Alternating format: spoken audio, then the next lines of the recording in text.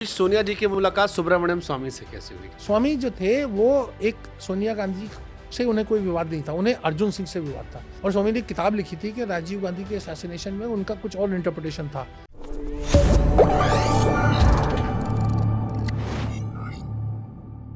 अब इसमें एक इंटरेस्टिंग कैरेक्टर मेरे जहन में आते हैं। इस बीच सोनिया जी की मुलाकात सुब्रमण्यम स्वामी से कैसे हुई? क्योंकि ये भी एक बड़ा इंटरेस्टिंग कैरेक्टर है और बड़ा इंटरेस्टिंग स्टोरी है। अटल जी की सरकार एक कप चाय पे गिर गई थी। मुझे पता नहीं स्वामी जी आपको क्या बताया, लेकिन स्वामी जो थे वो सोनिया गांधी के स्वामी साथ जी ने भरे बैठे थे, मैं आपको बता रहा हूँ। स्वामी जी ने कहा कि मैंने सोनिया जी से मिलकर सब सेटिंग कर ली थी, सरकार गिराने की, सब हो गया। लास्ट मोमेंट पे वो अटल जी से मिल गईं और उसका नतीजा ये हुआ कि मैंने इतनी मेहनत से सरकार गिराने का प्लान बनाया था। तय था कि चंद्रशेखर जी प्रधानमंत्री बनेंगे, मैं वित्त मंत्री बन जाऊँगा। लेकिन फिर सोनिया जी ने राष्ट्रपति को लेटर लिख दिया, दोबारा चुनाव हुए और मुझे पॉलिटिकल आइसोलेशन में डाल दिया गया कि ना मैं घर का रहा, ना बीजेपी का, ना कांग्रेस का। देखिए ये बात, लेकिन स्वामी जी ने शुरू नहीं बताई। मैं इसीलिए आपसे पूछ रहा था। और वो ये स्वामी भी का कहते हैं कि राजीव जी के बड़े अच्छे हाँ, मित्र थे राजीव वो। जी के बड़े अच्छे दोस्त थे और उन्होंने कहते हैं कि राजीव गांधी तो चाहते थे कि स्वामी प्रधानमंत्री बन जाए, चंद्रशेखर ना बने। हाँ। देखिए चंद्रशेखर बड़े पॉलिटिशियन थे, ये स्वामी तो थोड़ी सी मुझे लगता है अतिशयोक्ति से काम ले रहे हैं। राजीव गांधी की हत्या होती है और उसके बाद में उनका एक जो अभी मनमोहन सिंह जी के लिए भी हुआ कि स्मारक वहाँ पे कहाँ उनका अंतिम वो होगा, समाधि कहाँ बनेगी, उसको लेकर के एक इशू बनता है। तो उसमें चंद्रशेखर जो थे वो थोड़ी सी उन्होंने कहा कि जो इंदिरा गांधी का जो वो जमीन है वहाँ पे दे दें। अब वहाँ स्वामी का कहना है कि स्वामी ने जब फ़ोन किया, जो राजीव जी ने एक नंबर दिया था, वो फ़ोन अमिताभ बच्चन ने उठाया। हाँ, और इन्होंने अमिताभ बच्चन से कहा कि आप और प्रियंका गांधी क्योंकि आप आ जाइए वो जगह देखने के लिए। तो जो जगह देखी गई, तो वहाँ पर वो दिल्ली बिजली बोर्ड का वो था, वो पीछे मतलब दर्जनों तो मैं नहीं कहूँगा, हो सकता है सैकड़ों भी हों, झुग्गियाँ थी। रातों-रात वो झुग्गियाँ साफ़ हो गई। बाप रे! स्वामी ने इन सब चीज़ों का ज़िक्र नहीं किया होगा, इसलिए मैंने आपसे कहा कि राजनेता जो है ना वो एक लिमिटेड जो चीज़ सूट करती है वो बताते हैं। तो स्वामी ने ये सब काम भी किया और स्वामी उसका एतराफ़ करते हैं। मैंने उसमें जो स्टोरी करी तो स्वामी ने उसका खंडन नहीं किया कि उनका हाँ, हाँ, मैंने ये सब किया था। तो वो बीजी देशमुख की किताब में भी उसका पूरा वर्णन है, क्योंकि वो शायद कैबिनेट सेक्रेटरी थे या उन्हें लगा कि ये सब क्या हो रहा है और बड़ा मतलब एक ब्यूरोक्रेसी के लिए भी बड़ा चैलेंज था। वो सब उन्होंने स्वामी ने ये काम किया। स्वामी जो थे वो एक सोनिया गांधी से उन्हें कोई विवाद नहीं था, उन्हें अर्जुन सिंह से विवाद था। उन्होंने मुझे याद है मैं सोनिया जी से उस समय मिला भी था, तो उससे पहले स्वामी मिलके गए थे और स्वामी ने एक किताब लिखी थी कि राजीव गांधी के असैसिनेशन में उनका कुछ और इंटरप्रिटेशन था कि भारतीय प्लेयर थे और ये थे और राजनीति से प्रेरित था, इस टाइप की उन्होंने कुछ जी। तोता मैना की कहानी प्रस्तुत की थी। तो वो जैन कमीशन में भी बहुत सारे तमाशे होते थे। तो वो सब चीज़ें थीं। तो स्वामी को और जयललिता से भी उन्होंने यहाँ पर वही जो फेमस टी पार्टी हुई थी जो अशोका होटल में हुई थी, स्वामी ने ऑर्गेनाइज़ करी थी। स्वामी का मानना ये है बट कि he is an interesting character. मैंने वेरी उससे सवाल पूछा था कि जयललिता को आपने 95 में जेल भिजवाया, 99 में वो आपको फाइनेंस मिनिस्टर बनाई थी, राज़ क्या है? तो उन्होंने मुझसे कहा जयललिता से पूछ लेना। अब मैं कहा जयललिता जी को अब कहाँ ढूँढूँगा मैं? बिल्कुल। तो स्वामी मतलब देखिए स्वामी का और सोनिया का तो डिफरेंट, फिर इन्होंने उनकी पूरी की पूरी के वो इटालियन वो दुनिया भर के उन्होंने इल्ज़ाम लगाया कि वो तस्करी का भी वो उसमें भी इशारा किया और ये किया, दुनिया भर की बातें उन्होंने कही सोनिया गांधी के बारे बट में। वो तो चलिए, वो तो पर्सनल मैं अटैक बात नहीं कर रहा मैं। पॉलिटिकल मैं बात मैं ये है प्रोफेशनल अटैक में कि सोनिया गांधी स्वामी की बात सुनना चाहती थी या सुनने में उत्सुक थी या सुन रही थी, और फिर अर्जुन सिंह या कांग्रेस के लोगों ने कुछ और उन्हें कुछ दस्तावेज या कुछ बातें बताई जिससे सोनिया गांधी ने स्वामी से थोड़ा सा दूरी बना ली। ये जो एक उन पर आरोप लगता है एजेंट का, नहीं नहीं, विदेशी एजेंट एजेंट। वेजेंट की बात नहीं है, नहीं नहीं, मैं उस टाइप का मैं ये कह रहा हूँ कि वो उस जमाने में जो वो रोल था ऑल्टरनेटिव सरकार वगैरह बनाने को लेकर के, उसको लेके कुछ सोनिया गांधी जो थी उन्होंने एक तरीके से वो अपने कदम खींच लिए। इस पे भी स्वामी जी का एक वर्जन था हाँ। कि सोनिया जी के मामा जी का शायद नाम था बोफोर्स वाले में। अटल जी ने बुलाकर उन्हें थोड़ा-सा टाइट किया कि अगर मेरी सरकार जाएगी दोबारा आऊँगा तो फिर भेज दूँगा। सोनिया जी के मामा को बोफोर्स में नाम तो यार मोदी जी क्या कर रहे हैं 11 साल से? नाम ला दें, तो फाइल्स में होगा। इसीलिए और अटल जी ने देखिए वही कहा मैं कह रहा हूँ, फिर। सब तोता मैना एंड की इवन ही कहानी है। सेड कि उस टाइम लेफ्टिस्ट राष्ट्रपति भी थे। वो गए, सब कुछ जो उनका वर्जन स्वामी जी का कि इसीलिए वो गए और उन्होंने कहा चुनाव करा दिए, फिर अटल जी जीत गए। ये अटल जी ने उनके खेल पर खेला कर न देखिए नहले पे प्रेसिडेंट नहला नारायणन मारा के था। बारे में कहना कि लेफ्टिस्ट वगैरह, देखिए वो बहुत ही विद्वान आदमी थे, बहुत साधारण परिवार से आए और अपनी मेहनत और काबिलियत में जवाहरलाल नेहरू ने चिट्ठी लिखी थी प्रोफेसर हैरोल्ड लॉस्की को कि इस आदमी को, ये बहुत ब्राइट स्टूडेंट है, इसको ले लो, वो एलएससी में पढ़े, स्कॉलरशिप भी मिली।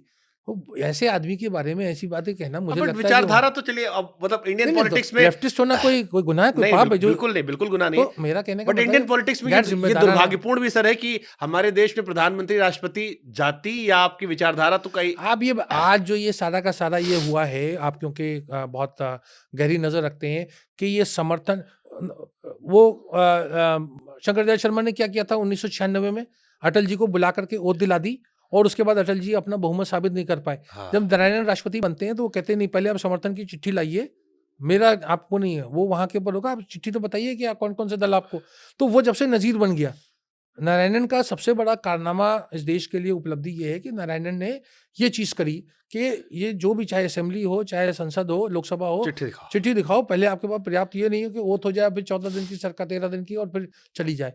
तो प्रेसिडेंट नारायण के बारे में मुझे लगता है ऐसी बातें कहना बड़ा गलत है। और देखिए वो सोनिया गांधी का 272 वाली बात आती है, वो सोनिया गांधी अपनी जीवनी में सफाई से देखिए क्योंकि 272 लोगों ने वोट डाला था वाजपेयी सरकार में के खिलाफ, तो उन्होंने वो बात कही वी हैव 272 और ये उनसे कहा भी गया था और तमाम एक अकेली सोनिया नहीं थी, पूरे विपक्ष के संपूर्ण विपक्ष के नेता वहाँ के ऊपर वो राष्ट्रपति भवन के फूड कोर्ट में खड़े हुए थे। हाँ, सोनिया गांधी ने ज़रूर कहा, उसको लेके उनकी इतनी ले-दे होती है।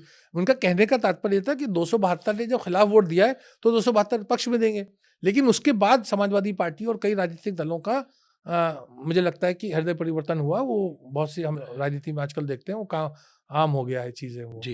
अब आपकी जो दूसरी किताब है उसमें प्राइम मिनिस्टर ऑफ इंडिया आपको मैं एक रैपिड फायर ही कह लीजिए। जी। मैं प्रधानमंत्रियों का नाम लेना शुरू करूँगा और आपको उनकी कार्यकाल की एक बड़ी उपलब्धि और एक बड़ी नाकामी जैसा कि अपनी किताब में आपने ज़िक्र किया है। नाकामियों में आप या उपलब्धियों में आप 1-2 बढ़ा भी सकते हैं अपनी स्वेच्छा से जिसमें आपको लगता है। शुरुआत हम करते हैं जवाहरलाल नेहरू जी से। सबसे बड़ी उपलब्धि और बड़ी नाकामी। ये जो कहते हैं ना टेम्पल्स ऑफ मॉडर्न इंडिया मतलब भारत को एक एक मजबूत नींव बुनियाद प्रोवाइड करना उनकी सबसे बड़ी उपलब्धि है। नाकामी में कश्मीर कश्मीर देखिए कश्मीर पे हम जब कहते हैं तो नेहरू की नाकामयाबी मतलब उसमें फिर होता है कि वो आईवी रॉ का जो पूरा कश्मीर कॉन्स्पिरेसी केस देखिए मैंने अपनी किताब में भी एक लिखा है वो मैं आपको दूंगा कि नेहरू जी जो थे वो नेशनल इंटरेस्ट से के पे उन्होंने की कश्मीर पॉलिसी थी। उन्होंने अपने अजीज दोस्त जो शेख अब्दुल्ला थे उनको इतने साल जेल में रखा और जेल में रखा इसलिए क्योंकि उन्हें उनकी नीयत के ऊपर एक वक्त में शक हो गया और उसको वो आईबी जो वो भोलानाथ मलिक जो आईबी के डायरेक्टर थे उनके इनपुट्स के ऊपर थे। यूएस एम्बेसडर भी वहाँ गए थे, बहुत सारी चीज़ें हुई थी जो कश्मीर कॉन्स्पिरेसी केस कहलाता है। उसमें उन्होंने अपना व्यक्तिगत कि वो शेख अब्दुल्ला उनके बड़े निजी मित्र हैं, पर्सनल मित्र हैं, वो जो हैं उसका उन्होंने कोई वो नहीं करा।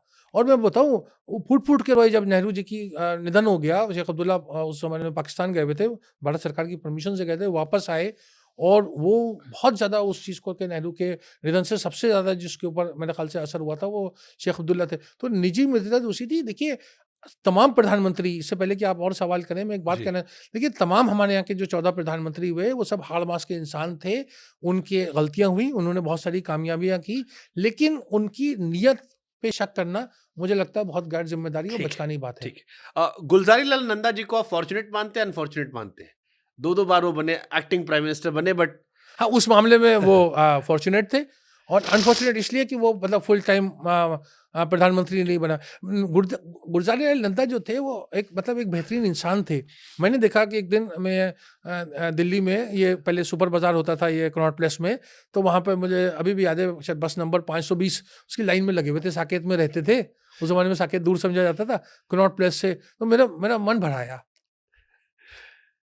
कि प्राइम मिनिस्टर ऑफ इंडिया बस पे? 2 बार जो प्रधानमंत्री में वो बस की लाइन में लगे हुए थे। नहीं, हम भी बस में चलते हैं, हम तो हाँ, साधारण आदमी ठीक है बट वो हैं। प्राइम लेकिन मिनिस्टर रह चुके आज हैं। आप ये सोचिए, कल्पना कर सकते हैं, आज तो कोई मतलब विधायक नहीं चलेगा सर। कॉर्पोरेटर की बात मैं करता हूँ। हाँ, हाँ, सही बात है। लाल बहादुर शास्त्री जी। वो तो पूरा देखिए उनकी बड़ी उपलब्धि थी। उन्होंने एक देश को बहुत ही मुश्किल समय में जब कोई सोशल मीडिया नहीं था, तो उन्होंने बाध्य किया कि हर मतलब जो था सोमवार को लोग उपवास रखने लगे। बम्बई जैसी जगह पे रेस्टोरेंट ने खाना सर्व करना बंद कर दिया। आप कल्पना करें जब सोशल मीडिया नहीं था। तो बहुत बड़ी बात है। प्रधानमंत्री उनका एक आह्वान था कि महीने वो हफ्ते में 1 दिन उपवास करें क्योंकि हम ज़माने में अनाज की कमी थी। आज जो प्रधानमंत्री का मैं भाषण सुनता हूँ, वो कहते हैं स्कूटर के लिए देखिए एक समय था जब हमारे पास रिसोर्सेज़ नहीं थे और वो समय काल हर एक कालखंड होता है, उसको हम कंपेयर नहीं कर सकते। अभी जो संसद में भाषण दिया, मुझे उसको मतलब सुन के एक नागरिक, क्योंकि इतिहासकार या लेखक होने तकलीफ हुई कि उन्होंने ऐसी-ऐसी बातों को उल्लेख किया और मज़ाक उड़ाया, जो उस समय के बड़े चैलेंज थे। टेलीफ़ोन कनेक्शन मिलना, स्कूटर लेना, फ़ॉरेन एक्सचेंज, उसी में ये भी आता था। फूड सिक्योरिटी हमारे पास नहीं थी। अमेरिका ने हमें अनाज देने से बंद कर दिया गया था। हमारे पास इतने हाथ मतलब मुँह खाने वाले थे, हाथ कम थे, तो हमारे पास बहुत चैलेंजेस थे।